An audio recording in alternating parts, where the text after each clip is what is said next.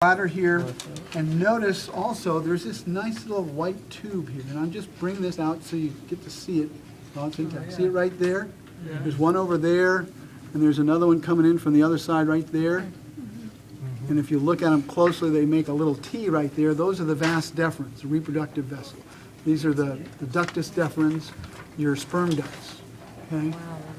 And so on this one, the reason I'm being somewhat careful, the inguinal canal was right in here, and I want to make sure, here's part of the inguinal canal, and so this is part of the spermatic cord coming up, and the testes are right down in there, so I can't just cut willy-nilly. So this is what carries it from the vas deferens into Right, the so testes? it goes from the testes up through the sperm duct, through the vas deferens, and then back down through, ultimately they come together behind the base of the urethra here, and they go into what's called the sperm duct and then out through the urethra. Oh, Okay, which we'll get into that next term. Okay, so I think we've gotten.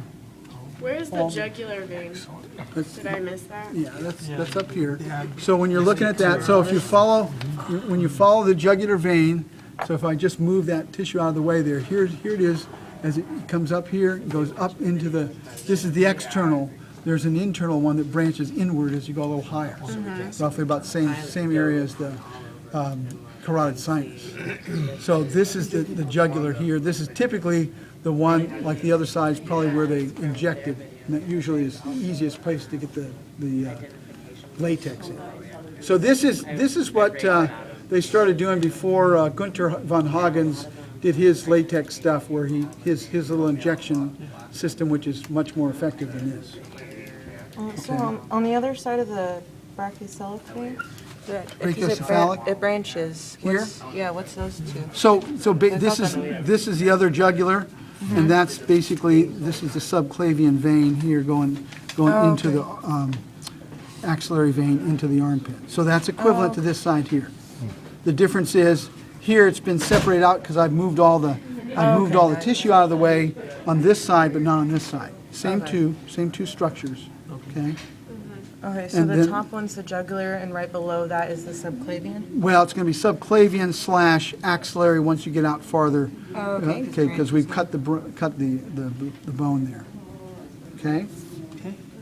See, it's pretty easy, right? The renal vein again. The renal vein I mean, you can't miss the renal vein in this guy because it's so well, this one's heavily injected. So this major structure, major vessel that's coming back from the kidney is the renal vein.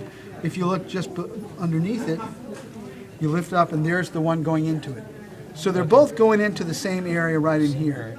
And then the other tube that comes out would be the ureter. Okay? Can you point out the parts, like the divisions of the heart? Of the heart? Yeah, Sure. I missed that. So basically, when we look at this, we've removed the pericardial sac. So this then is the anterior interventricular sulcus. You can see the anterior arteries and veins here. So that sulcus tells you that the apex is the left ventricle. So and the other side is the right ventricle, and that allows you to see if that's the left ventricle. This is the left atrium. This is the right atrium. Okay. There's the pulmonary trunk. Okay. And we can't really the other, and I'd have to really take scissors or something, because we got a large fat pad that's right on. In fact, there it is. Oh, there it is. Cool. Finally can see it.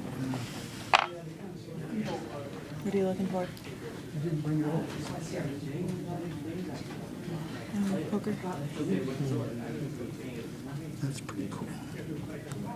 I can break the connective tissue. Is that the trunk? Well, then I can get to the aorta per se. That's really tough. Tough.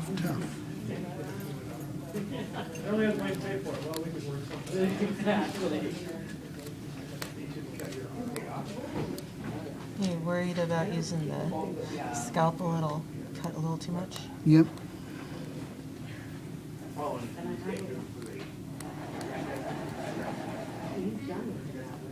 So you can kind of see it. Again, we can. Yeah, this is really a lot of dense connective tissue here. So it's Makes sense around the heart.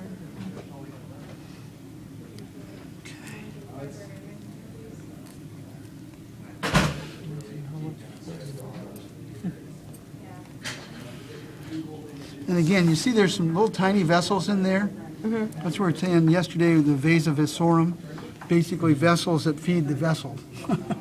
Okay? So you see little tiny blood vessels that are actually going right into the aorta, which is kind of cool.